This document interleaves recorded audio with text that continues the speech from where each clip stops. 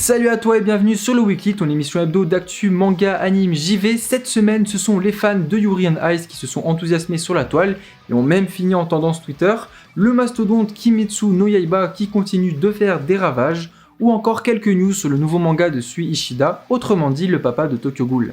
Allez, Weekly épisode 3, c'est parti. Pour bien commencer l'émission, est-ce qu'on se ferait pas un petit point sur l'évolution de notre cher rouleau compresseur Kimetsu no Yaiba? Il y a 2 semaines, je vous disais que le film se situait à la 3ème place des films les plus rentables au Japon. Aujourd'hui, il finit par prendre la 2ème place à Your Name. On apprend aussi que pour la Shueisha, Demon Slayer est le 2ème manga le plus rentable derrière One Piece, rien que ça. A noter que le 23ème et dernier tome sortira le 4 décembre au Japon. C'est la fin de Demon Slayer, mais ce n'est pas pour autant que l'industrie japonaise perd sa poule aux œufs d'or, car entre les adaptations animées, les produits dérivés ou encore les spin-offs, l'argent ne finira pas de couler à flot de sitôt.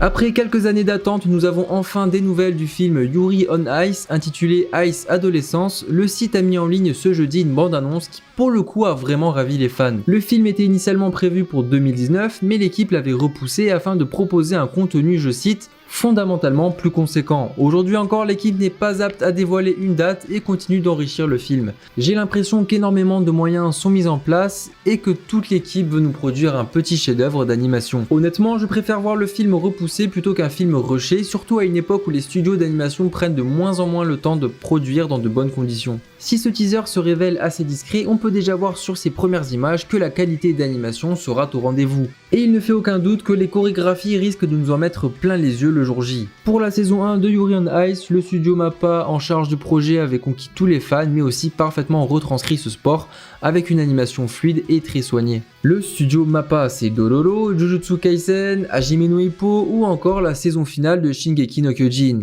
Je pense que vous l'aurez compris, le film est entre de bonnes mains, pas d'inquiétude.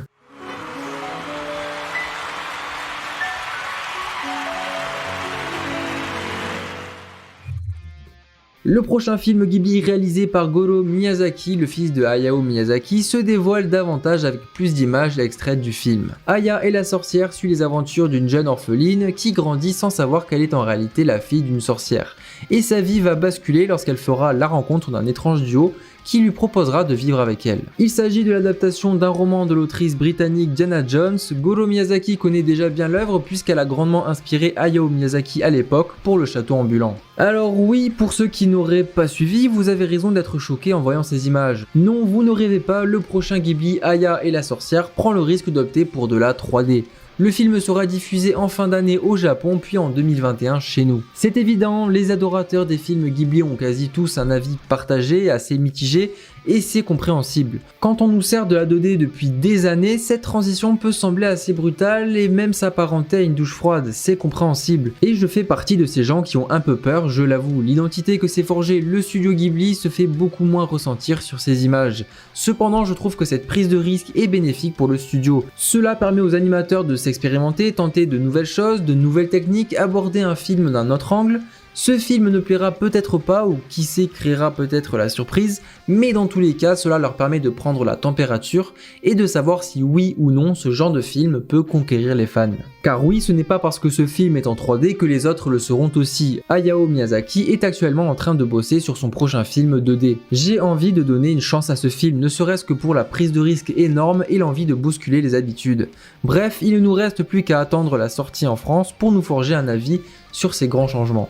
Ça tease du côté de My Hero Academia avec ses 3 posts Twitter, celui de l'animé, du film My Hero Academia Heroes Rising et du manga. À première vue, rien de bien surprenant, on voit juste Bakugo, Izuku et Shoto prêts à en découdre, mais regardez, si on s'amuse à rassembler les 3 posts comme ceci, c'est un 3 qui se forme. Et ce chiffre 3 fait référence à un 3ème film, le Shonen Jump l'a confirmé hier. On peut également lire la phrase suivante, il va rencontrer les 3 mousquetaires. Je sais pas ce que vous en pensez, mais personnellement j'ai vraiment hâte d'en savoir plus sur cet éventuel 3ème film, car mine de rien dans la saison 4, ces 3 commencent à devenir vraiment balèzes, et les voir mettre en lumière leurs nouvelles capacités face à un vilain qui je l'espère sera haut niveau, risque d'être bien épique. Et ce que je trouve intéressant, c'est le lien de corrélation entre les 3 mousquetaires et le One for All.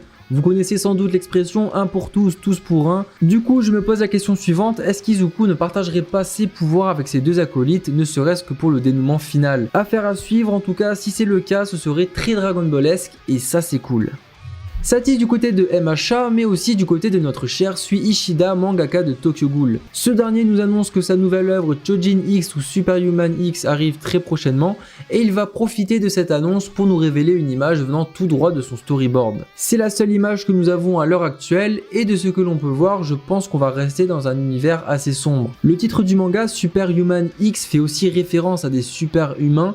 La créature sur l'image est peut-être liée au héros et lui permettrait d'acquérir certains pouvoirs. Je ne sais pas ce que vous en pensez, n'hésitez pas à me dire vos petites théories dans les commentaires. En tout cas, s'il s'agit du héros, je trouve qu'il ressemble beaucoup à Kaneki. Il précise aussi que le projet semble bien avancé, donc s'il commence à nous dévoiler des images, je pense que l'on peut espérer une fenêtre de sortie pour 2021. Encore une fois, très hâte d'avoir plus d'infos à vous donner concernant ce nouveau manga, qui je l'espère sera tout aussi bon que Tokyo Ghoul. En ce qui concerne les news express de cette semaine, nous avons la deuxième partie de Great Pretender qui est arrivée sur Netflix depuis jeudi à peine, une seconde bande-annonce pour Atalaku Saibu Black et Vlad Love, l'anime Bakaro en promotion vidéo, une saison 2 annoncée pour Kyoku Sorui, un teaser pour l'anime Igoro Soru Sochite Joshikosei et un nouveau jeu The World Ends With You en cours de développement chez Square Enix, c'est annoncé sur PlayStation 4 et Switch. Un grand merci d'avoir suivi cet épisode, n'hésitez pas à me faire part de vos retours dans les commentaires, laissez un petit like, vous abonner et surtout partagez la vidéo autour de vous si elle vous a plu. Quant à moi, je vous dis portez-vous bien, on se retrouve samedi prochain pour de nouvelles news. Allez, tchuss!